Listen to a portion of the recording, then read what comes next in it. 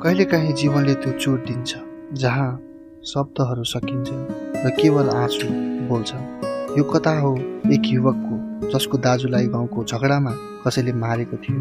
त्यो युवक शान्त स्वभावको, विश्वासमा बढिरहेको एक जवान। तर त्यो दिनपछि ऊ भन्छ, म भित्र आगो थियो, यीशु थिएन।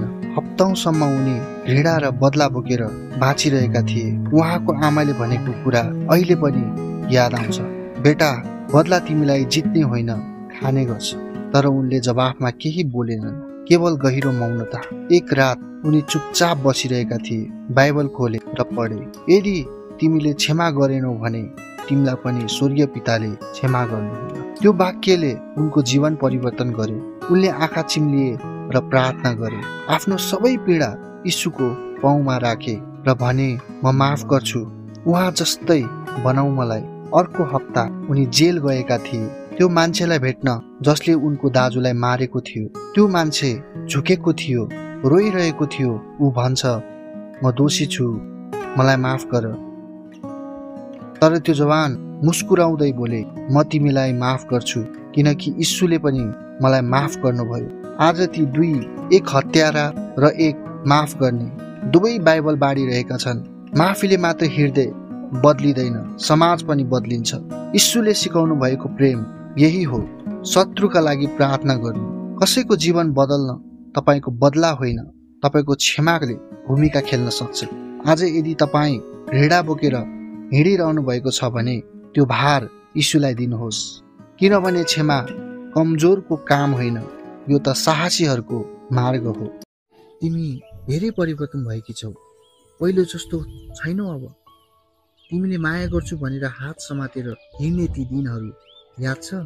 म अझै सम्झन्छु ती दिनहरू, तर अब म ती सम्झनाहरू भन्दा ठुलो प्रेम पाएकी छु, प्रभु येशूको प्रेम। के प्रभुको प्रेम हाम्रो प्रेम भन्दा ठुलो थियो? अवश्य थियो। हाम्रो प्रेममा भावना थियो तर पवित्रता थिएन। हामी लुकेर भेट्थ्यौँ, झुट बोल्थ्यौँ। त्यो प्रेमले मलाई परमेश्वरबाट टाढा लगिरहेको रहेछ। तर म त साँच्चीकै तिमीलाई माया गर्थेँ र आज पनि गर्छु।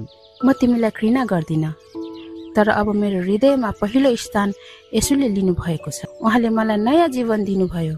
म अब पापको सम्बन्धमा होइन, पवित्रताको बाटोमा हिँड्न चाहन्छु। के हामी पहिलो जस्तो हुन सक्दैनौ र? यदि म फर्किएँ भने म फेरि आत्मालाई धोका दिन्छु। अब म फर्किन सक्दिनँ, किनकि मैले चिनिसकेको छु साँचो प्रेम त्यही हो जुन क्रुसमा देखियो। के हामी कहिले भेट्ने छैनौ?